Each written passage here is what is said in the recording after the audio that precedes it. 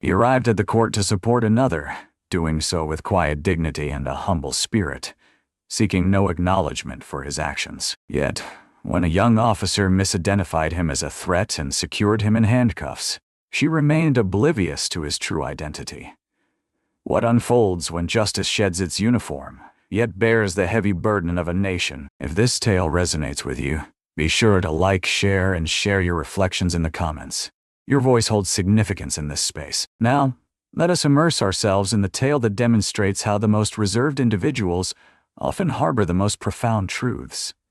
The morning unfolded with an unsettling stillness, as if the world held its breath. The courthouse in Schlake County, Georgia, rested silently beneath a muted gray sky, its steps polished by countless years of aspirations, anxieties, and stark realities traversing its path. A solitary figure slipped through the side door. Without a uniform, devoid of stars on his collar or ribbons adorning his chest, he wore only a simple button-down shirt, neatly pressed slacks, and carried a well-traveled leather briefcase that bore the marks of many journeys. Carlton Hayes, aged 64, was his name.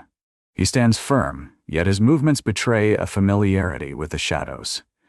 A man accustomed to evading the glare of attention. Today, he accomplished precisely that. He discovered a wooden bench outside Courtroom B and took a seat, devoid of any ceremony. In his situation, there exist deployment records, sworn statements, and a letter penned on Department of Defense stationery. He was not present for his own sake.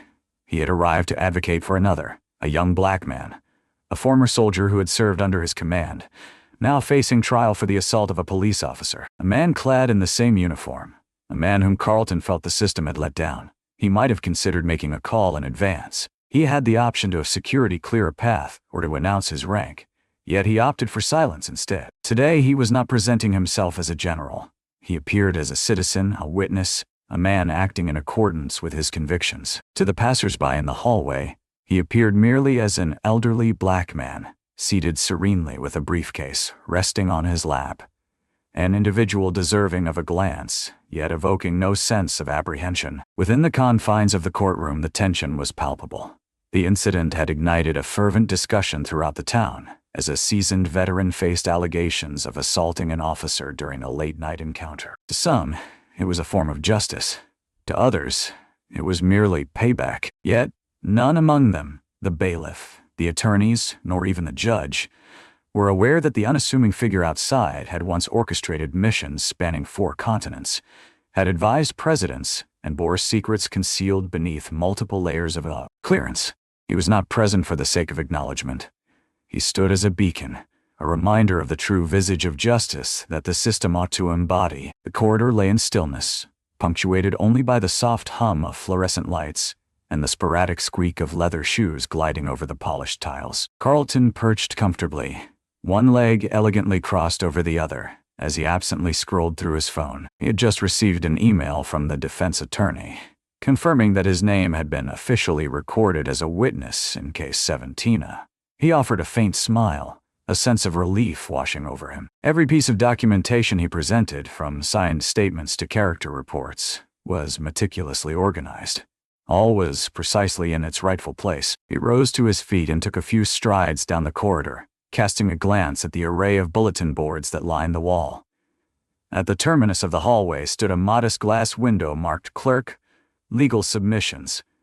A notice perched on the counter declared, "Witness packets must be submitted prior to entering the courtroom." Carlton tightened his hold on the briefcase and pressed onward.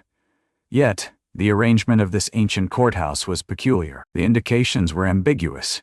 Before he fully grasped the moment, he found himself stepping over a threshold on the floor, delineated solely by a weathered metal plate that bore the words, "Staff only," in faint lettering. In that moment, her gaze fell upon him. Officer Tracy Wilburn stood near the side exit, arms crossed and posture rigid, a newcomer brimming with rules and a determination to assert authority. A fit individual in their mid-30s, exuding a sense of sternness. Her eyes roamed the hallway, keen and alert, honing in on anything that seemed out of place. Yet, to her, Carlton Hayes did not resonate. She advanced with purpose, her movements swift and resolute. As she positioned herself in his way, one hand poised confidently on her utility belt. What brings you back here, sir? Carlton faced her with a serene demeanor. I am in the process of submitting the necessary documentation. I need to submit the documents for case 17. I am convinced this is the appropriate place for it. She tilted her head, a hint of skepticism in her gaze. Did you happen to overlook the sign indicating that this area is reserved for staff only? This is not a place for you to be. I sincerely apologize, Carlton responded. The indications were rather ambiguous. My intentions were never to stir up any discord. May I inquire about your name, Carlton Hayes? Do you possess any form of identification with you? Carlton inclined his head in acknowledgement. Certainly. It resides within my briefcase. Step away from the bag, she snapped. She lifted her hand ever so slightly. Ensure your hands are in plain sight. A moment lingered, chilled and still. Carlton met her gaze with unwavering intensity, calm and composed. I'm a witness, he stated with calm assurance. Representing the defense in case 17, I just received an email from the lawyer confirming my direction towards the submissions window. Nothing further. Yet Wilburn ceased to hear the moment he crossed that threshold, I replied, stepping back from the bag. Carlton inhaled deeply, savoring the moment. Madam, I can assure you that there is nothing perilous within these confines. Only some documents and a CD. If I could only... That's sufficient. Her voice sliced through the hallway, resonating with increasing intensity. A handful of gazes shifted. A figure lingering by the courtroom doors glanced away from their phone. Another leaned forward in their seat, a flicker of uncertainty crossing their face as they tried to comprehend the unfolding scene. Tracy advanced with purpose. You find yourself in a confined space, exhibiting a sense of avoidance and disregarding fundamental instructions. Your hands must be visible to me. At that moment, Carlton lifted both hands with a serene demeanor, palms facing outward. I'm cooperating, he stated, and I would rather not escalate this situation. Having dedicated over 3 decades to this nation, I possess a deep understanding of the rules. That caused her to hesitate, if only for a moment. You ought to know better than to be in a place where you don't belong, she retorted with a cutting edge. Access is prohibited in this area. Your access has not been granted. Carlton maintained a steady tone, asserting, I am here to uphold the law, not to violate it. It feels as though I am being regarded as a menace, despite my only intention being to offer assistance, yet it seems my efforts have gone unnoticed. In Tracy's eyes, he was not a celebrated hero. He lacked the credibility of a respected witness. He stands tall, a black man with a briefcase in hand, devoid of any badge, and that alone spoke volumes. Final warning, she declared, her hand poised just above her holster. Kindly remove yourself from the vicinity of the bag, at once. In an instant, what was once respect transformed into suspicion. A misstep transformed into a charge, and a man who had risen to defend another found himself compelled to retreat. Tracy's stance shifted, her feet firmly planted, exuding strength. One hand lingered close to her holster. With a decisive motion, the other reached back and unclipped her baton, the sound of a sharp click echoing in the air. The mere sound was sufficient to capture the attention of several more passers-by in the hallway. Carlton stood frozen, his hands held aloft. His voice remained steady, deliberate. He spoke softly, in my briefcase. There lies a signed witness certificate from the court clerk, and I am listed on the record. The remaining items consist of documents intended for the defense. There exists neither weapon nor menace. Yet for Tracy Wilburn, the words held no significance. She had firmly resolved her decision. She activated the radio secured to her shoulder. This is Officer Wilburn, reporting from Hallway B. A male subject is present, exhibiting non-compliance and potential evasiveness, and backup is being requested. The corridor appeared to constrict. The chatter faded into silence. The faint sound of footsteps reverberating down the corridor gradually dissolved into a taut, shared stillness. Carlton's gaze drifted deliberately, taking in the faces of those surrounding him. A dozen or so individuals occupied the bench, a mix of family members, clerks, and a handful of lawyers readying themselves for the day's cases. Silence enveloped the room. I'm not resisting, he stated. I dedicated 33 years of my life. I understand the pattern here, yet you are on the wrong path. Tracy advanced with purpose. Spin around, placing your hands behind you. Officer, he murmured, his voice barely rising above a whisper. "You are intensifying a situation that requires no such action."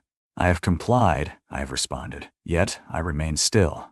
"Reorient yourself." The conversation had reached its limit. Carlton released a measured breath through his nostrils, deliberate and unhurried. He turned with intention, each movement measured and unhurried. His shoulders eased, not in defeat, but in mastery. With a firm grasp on his wrists, she secured the cuffs, the metallic sound echoing more sharply than anticipated. Every individual in the audience was aware of it. Some recoiled, while others averted their gaze. He stood there, shackled like a felon, a mere 20 feet from the courtroom where he was meant to bear witness. A man in his 50s, positioned near the door, leaned in closer to the woman seated beside him. "Why on earth is she doing that?" he murmured. The woman shook her head, her gaze locked onto the unfolding scene, yet her lips remained sealed. No one did. A bailiff lifted his gaze from the clutter of paperwork, taking in the unfolding scene before him, then swiftly cast a glance back down the court. The clerk, positioned behind her glass window, momentarily froze, caught in a fleeting pause. She gently closed her window, the sound barely a whisper in the stillness. No one came forward. No one inquired as to the reason, for even when things appeared amiss, it was simply more convenient to remain in place. Carlton, now completely bound, offered no resistance. He fell silent once more. He remained motionless, inhaling deeply through his nose, his gaze unwavering, posture erect, his sense of dignity preserved. Yet the atmosphere enveloping him grew denser, as though justice had chosen to withdraw its gaze. The true aggravation lay not in the cold grip of the handcuffs. The silence enveloped them, a quietude not born of confusion but rather of shared understanding. For Tracy, this was simply the way things were done. To the onlookers, this was a moment they preferred to avoid Carlton. History unfolded once more, softly echoing its past, with a sense of inevitability and sorrow. He entered the courthouse bearing the weight of a witness, and now, without elevating his tone, without crossing any boundaries, without even so much as reaching for his briefcase, he stood there resembling a suspect. Silence reigned, and there were no cries or clashes, and yet an unsettling occurrence had just unfolded before all, within a structure meant to safeguard the very essence of truth. The cuffs bit into his skin, their chill more pronounced than was required. Carlton remained unperturbed. He remained silent. He remained motionless, allowing the moment to envelop him. A handful of onlookers were now unabashedly gazing. Some cradled their phones low in their laps, the camera apps poised and ready, yet still awaiting the moment to capture. Not at this moment. They lingered in anticipation, uncertain of what this moment held, yet feeling the stirrings of something greater on the horizon. Tracy sidestepped, her voice urgent as she spoke into her radio once more. Her tone had transformed, yet resolute. A quiver betrayed the facade. It's not fear. It's the exhilarating surge of adrenaline that accompanies the wielding of power, unchallenged and unopposed. Carlton finally broke his silence, his demeanor calm and composed. "Officer," he stated, not bothering to glance over, "I would like to make a phone call. I hold the conviction that I am deserving of that." She hesitated before responding. With a sardonic smile, she leaned in closer. "To whom?" she said. "Your lawyer, or shall I ring the White House for you while I'm at it?" A handful of individuals in close proximity let out a nervous chuckle, a laugh that erupts when the weight of tension breaks, leaving everyone in a state of uncertainty about how to respond. Carlton inclined his head ever so slightly in her direction. His voice remained firmly within the bounds of casual discourse. "No need," he stated. "The Pentagon will suffice." Silence enveloped the hallway once more. Tracy blinked, then let out a loud, sharp laugh, full of exaggeration. A laugh that beckons others to partake, transforming an awkward silence into a shared moment of joy. Indeed, she let out a derisive laugh. The Pentagon, how utterly unique. What could possibly come next? NASA? CIA? Are you one of those pranksters from YouTube or something? Carlton remained silent. He regarded her with a gaze that was neither defiant nor smug, but rather steady and measured. The expression of a man who possesses knowledge that eludes the awareness of those around him. "Hand over your phone," she demanded abruptly. If you hold such significance, let us uncover the enchanting figures you possess." With a deft motion, she slipped her hand into his coat pocket and retrieved a sleek black phone. The government issued a secure coating, adorned with a matte finish that refrained from reflecting light. Only numbers, devoid of any case or stickers. She raised it as if it were a jest. "Allow me to surmise, should I press one for the Secretary of Defense?" Yet Carlton remained silent. He inclined his head ever so slightly and remarked, "There's a number in the starred contacts. Just dial it." With a dramatic roll of her eyes, Tracy swiped the screen with a flourish. "Very well, General Hayes," she remarked, her voice dripping with irony. "Let us discover who will answer the call." She pressed the contact, and it rang once, then twice. Then a voice responded, sharp and unambiguous, unmistakably of a military nature. Major Kendall of the Joint Operations Command felt a sudden shift in Tracy's demeanor. The hue faded from her complexion, subtly revealing the weight of a prolonged silence. Carlton, still restrained, finally spoke once more, his tone unwavering as it had been before. "This is General Carlton Hayes, currently facing unlawful detention at the Schley County Courthouse in Georgia. Please send the verification at your earliest convenience." Major Kendall acted without a moment's pause. "Do you feel secure, sir?" "At this moment, we can expect confirmation to arrive within minutes. Hold the line. I'm bringing in the Pentagon liaison and DHS." A gentle beep echoed in the stillness. A different voice emerged, this one deeper and more clipped. "This one deeper and more clipped. Commander Reeves, we are currently monitoring your coordinates and confirming your identification, sir. Direct communication will be established with local authorities. Anticipate a federal response in a mere 10 minutes, just 10 minutes. That's all it would require for the world to transform." Tracy remained silent, her body rigid and unmoving. Phone still clutched in hand, lips slightly parted, yet silence envelops the moment. Carlton softly pivoted to face the hallway once more. Several additional phones were now raised, capturing the moment. A teenager leaned in and murmured, "I believe that's truly him." A man clad in a plaid shirt leaned towards his wife, his words barely escaping his lips from the shadows of a corner. He spoke to her, yet she remained unresponsive. In that instant, the clamor arose not from raised voices. It emerged from the stillness that lay between a truth overlooked and a truth poised to burst forth, crashing through the entrance in sleek black SUVs. She believed she was contending with merely another elderly gentleman burdened by excessive pride. Unbeknownst to her, pride had been granted permission. Carlton maintained his composure while Tracy clutched the phone close to her ear, caught in a moment of indecision, wavering between the urge to speak and the temptation to simply disconnect and erase the encounter from memory. Yet, the line remained open. The voice on the other end remained steadfast. "Commander Reeves reporting in. We have received your signal, sir. You are currently engaged on a channel that is limited to the senior protocols of the Department of Defense. Do you find yourself in a state of security at this moment?" Carlton responded with calm composure. The cuffed figure stood in the courthouse hallway, surrounded by civilian law enforcement, oblivious to the identity of the person they had detained. Reeves replied promptly, without a moment's pause. "Confirm the communication with the Pentagon liaison and the U.S. Marshal Service. Response units have already been mobilized." A moment of stillness followed, bringing with it a soothing sense of assurance. "Remain at the ready, General. One is never truly solitary." Tracy gently set the phone down, her movements deliberate and measured.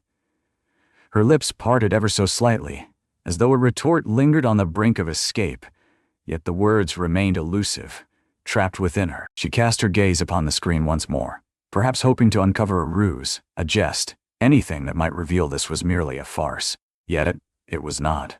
It had never been. With a stiff gesture, she returned the phone to Carlton, deliberately avoiding his gaze. Carlton remained silent. There was no necessity for him to do so. He simply kept the phone in his grasp, his hands restrained behind him, as he observed the hallway transform. A palpable shift in energy had occurred. The man who had just moments before slipped into invisibility now stood at the heart of a spectacle that commanded the attention of all, not due to his yelling nor his threats, but because at last they were perceiving him for who he truly was. 6 minutes slipped away. A silence thickened in the air, electric and expectant.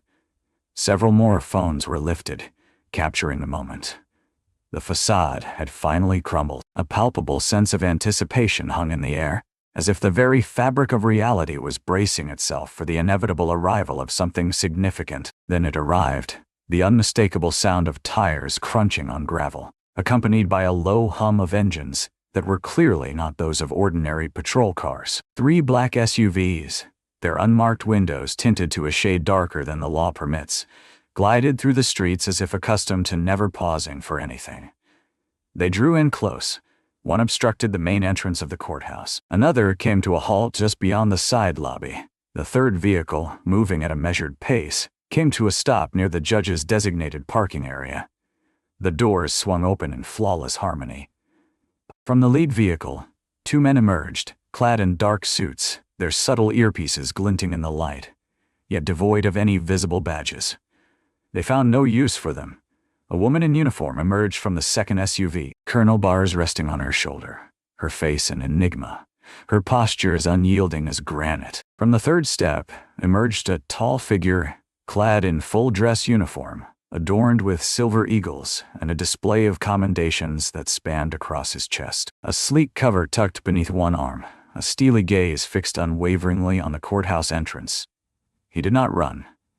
He walked with a measured control that exuded power, in a manner reminiscent of those adept at wielding influence without ostentation. Stillness enveloped the room. Tracy remained motionless, as if time itself had paused around her. The radio perched at her shoulder emitted a soft crackle before succumbing to a blanket of static. A figure clad in uniform stepped into the building. He surveyed the hallway with a deliberate slowness before finally meeting Carlton's gaze. "General Hayes," he spoke, his voice low yet unmistakably clear. Carlton gave a single deliberate nod. "Sir," the man persisted, "we have acknowledged your alert. Joint Command has been contacted, and the DHS liaison has been informed. We shall handle it from this point onward." In response, he pivoted toward Tracy, who, with a reflexive motion, stepped back. "Were you the officer responsible for his detention?" She tensed indeed. He found himself in a forbidden area. Yet he stood his ground and refused. He lifted a hand, cutting her off in the midst of her words. "That man," he stated with a composed demeanor, "possesses top-level clearance with the Department of Defense. You secured him in restraints without confirming his identity, and you transmitted his detention over an unprotected channel."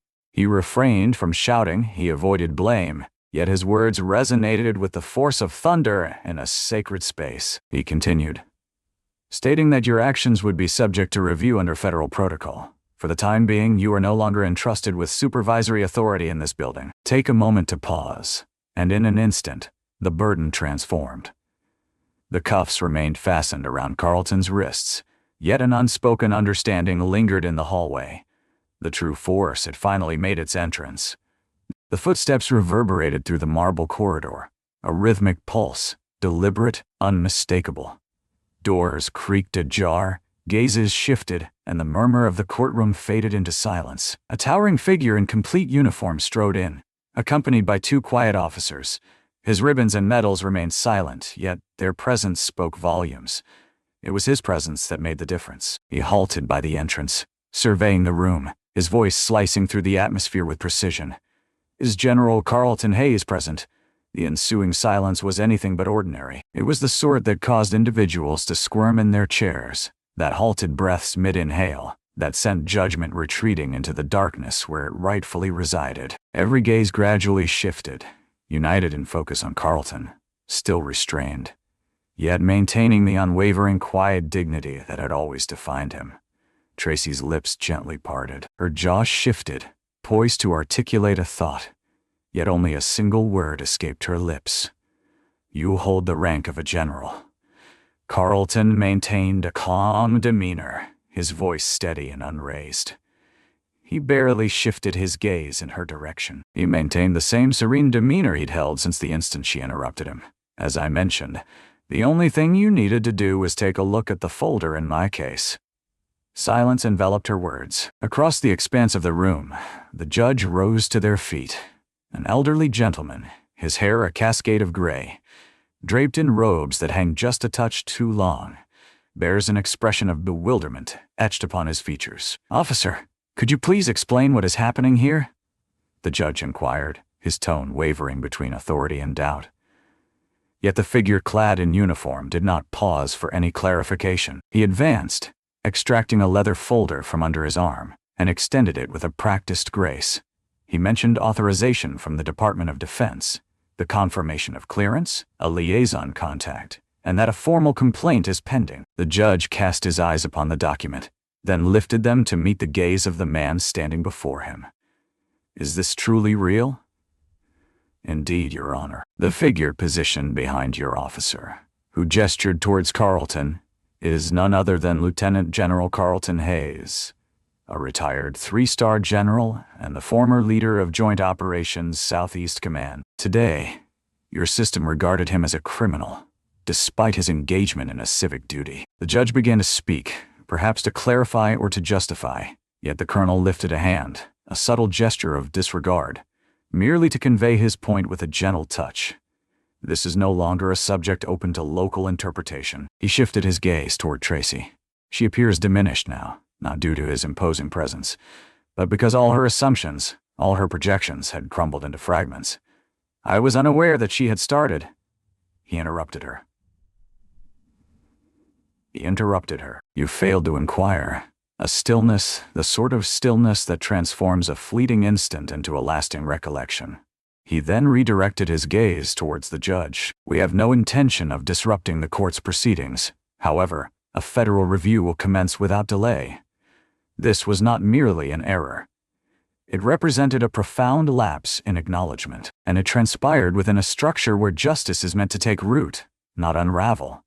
Silence enveloped the space, a heavy stillness that spoke volumes, as the gravity of understanding descended upon each individual present. Carlton held his tongue, yet within that quietude lay a formidable strength, not due to any superiority in rank, but rather because he had never found it necessary. His power was not derived from a badge, a uniform, or the imposing figures in black suits that lingered outside.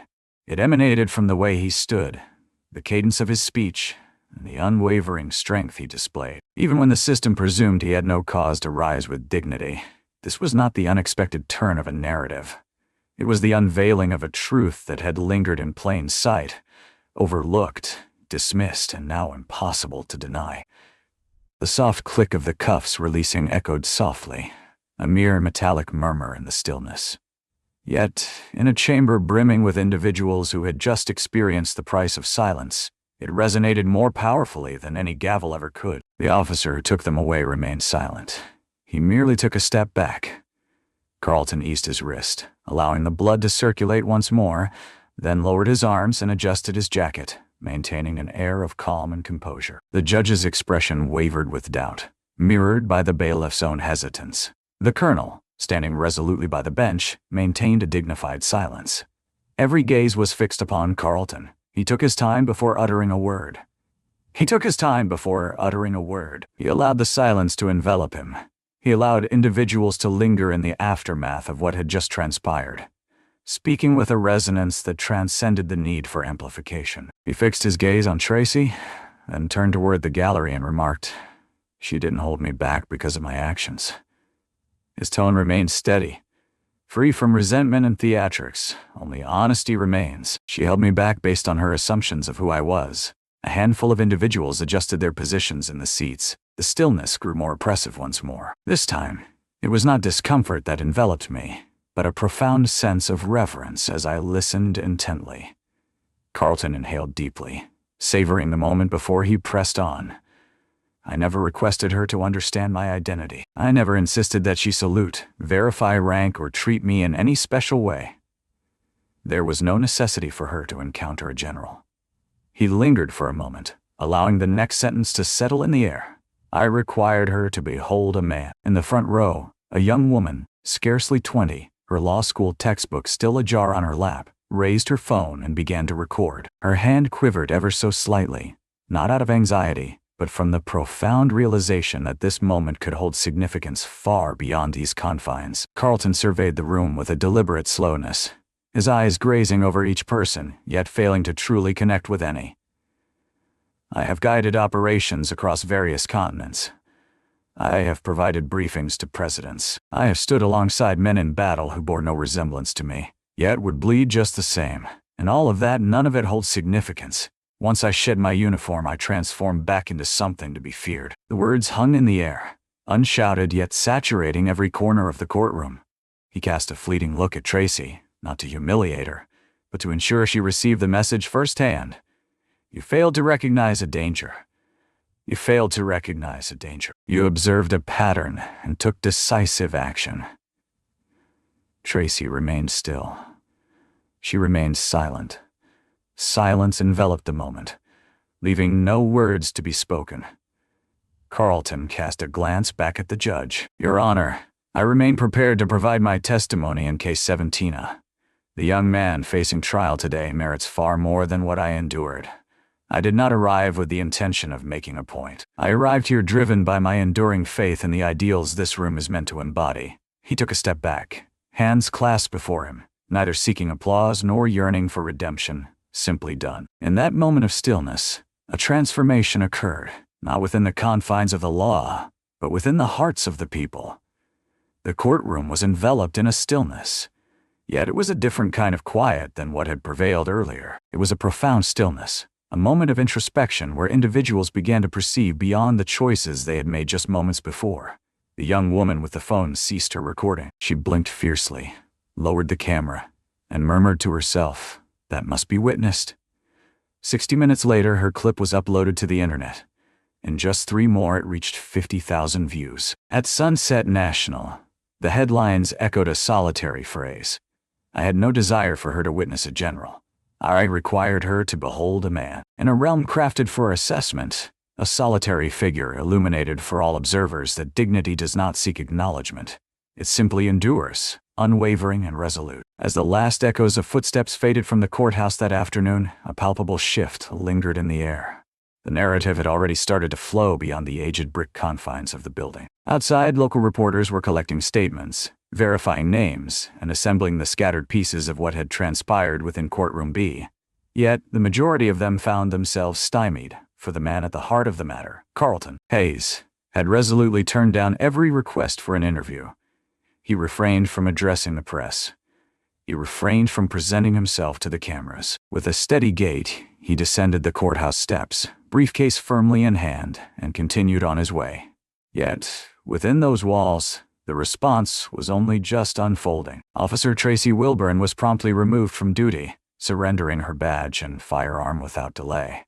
She remained silent, offering no resistance, no tears, and little in the way of words. The sole sound that escaped her lips was the soft breath she released as the official suspension order was pronounced, bearing not only the sheriff's signature, but also that of a liaison from the Department of Defense. That evening, a formal investigation commenced. A formal request has been made by the Pentagon for a comprehensive audit of all arrest citations and courtroom incidents associated with Wilburn over the last 5 years, not as a form of retribution, at least not at this moment. Yet, to discern if this was merely a recurring theme or a cautionary tale, long overlooked, their discovery remained shrouded in mystery, an enigma yet to be unveiled. Yet, eyes were upon them now. This time, they stood their ground. The presiding judge, who had previously averted his gaze from the cuffs encircling Carlton's wrists, faced reporters the next morning and delivered the inaugural public statement. As a local court, we did not take the necessary action when it was required of us. We permitted assumption to take precedence over accountability. We extend our sincerest apologies, particularly to General Hayes and to all who have entered our doors yet felt unseen for their true selves.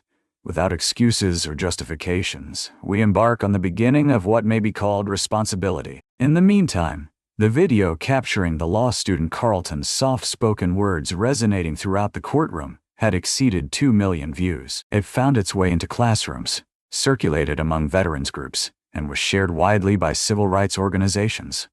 The phrase that garnered the most attention was not one of anger. It was not aimed at any specific individual. It was precisely this: I had no desire for her to witness a general. I required her to behold a man. Yet, as the world engaged in fervent discourse over its significance, Carlton had already transcended it.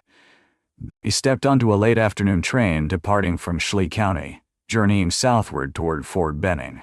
Alone, without a crew or any distractions, he sat by the window. As a journalist approached him at the station, inquiring about his reluctance to engage with the media, Carlton took a moment to reflect before delivering a response that matched his understated demeanor. He stated that he wasn't seeking attention. "I am pursuing the quiet for those who have been deprived of it." There was no grand departure, no sensational news crafted in his own words. Merely a concluding sentence that resonated not with clamor but with significance. In a realm that frequently celebrates indignation, a solitary figure opted for composure. And in that very composure, he stirred more than any cry ever could. A week had slipped by, the tempest now a memory, yet the tale lingered on. Silence reigns, with no fresh headlines or urgent news alerts to disrupt the calm. The cameras had shifted their focus, as is their perennial habit. Yet, within the unassuming auditorium of Fort Benning, adorned with folding chairs and crisp uniforms, the reverberations of the events that transpired in that Georgia courthouse were only just starting to establish their presence. The cadets maintained a poised posture, their focus unwavering. Some are still fresh enough to polish their boots each morning, while others are nearing graduation. Acute, dignified, yet unproven. Carlton Hayes positioned himself at the podium. Without medals or a uniform, he wore a charcoal gray suit that commanded attention, his mere presence silencing the room before a single word escaped his lips. He gazed out upon them, young men and women hailing from diverse backgrounds and various walks of life, each poised to enter a system that required more than mere compliance. It called for discernment, honesty, and lucidity. His words were few, yet they carried all the weight required. "You don't don the uniform that instills fear in others," he remarked, his voice low yet purposeful. "You don it for visibility, allowing others to perceive you and fostering their trust in what they observe." The stillness that followed that line was not void. It was filled, as if each word found a place within them. A space that felt intimate. Carlton paused and remarked, "Your rank might attract notice, yet it is your conduct that fosters trust." A handful of cadets busily jotted down notes, while others simply lingered in his presence. The lesson revealed itself, not in the realms of power or pride, but in the essence of presence, an unwavering strength that requires no amplification to command respect. During that same week, the Department of Education in Georgia discreetly released a curriculum update within a newly added section of their high school civic studies material. A case study emerged, focusing on the Schlage County Courthouse incident, exploring themes of ethics, bias, and moral leadership. It refrained from specifying individuals, avoided theatrics, and instead presented a moment where assumption collided with reality.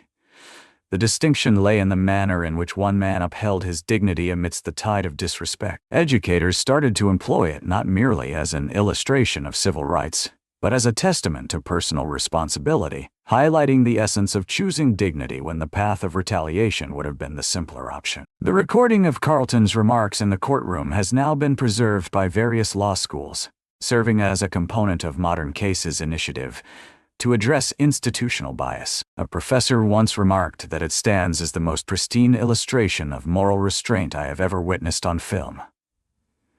He did not set the building ablaze. Instead, he illuminated the purpose behind its creation. Carlton, it seems, had no desire for accolades, nor did he pause for the lens of documentaries. He resumed his role in guiding young officers with a quiet dedication, attending training sessions throughout the Southeast. At times, engaging in conversation, at others simply taking in the surroundings.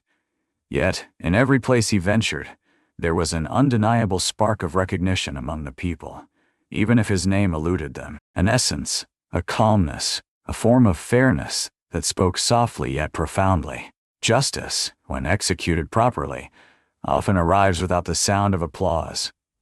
At times, it departs from a courthouse in quietude, leaving in its wake a chamber that will forever hold the memories of what transpired within its walls. At times, the most powerful expressions arise not from loud declarations, but from unwavering resolve in critical moments. This narrative transcended mere hierarchy. It delved into the essence of acknowledgement, into the act of perceiving individuals for their true selves, rather than the facades we often project onto them. Ultimately, it was a matter of silent bravery, the sort that etches itself into memory without uttering a word. If this tale resonated with you, consider giving it a like, sharing it with someone who could benefit from its message, and subscribing to Mr. Mac's Stories for more impactful, heartfelt narratives such as this one. Your support holds a significance beyond what you can imagine.